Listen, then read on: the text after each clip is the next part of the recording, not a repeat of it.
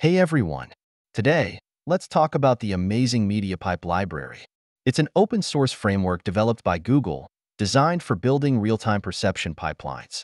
Mediapipe is incredibly powerful, offering pre-built solutions for tasks like hand tracking, face detection, pose estimation, and much more.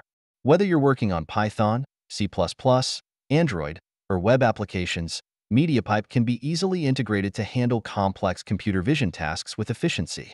For example, with just a few lines of code, you can create apps that detect gestures, track facial landmarks, or even analyze body poses.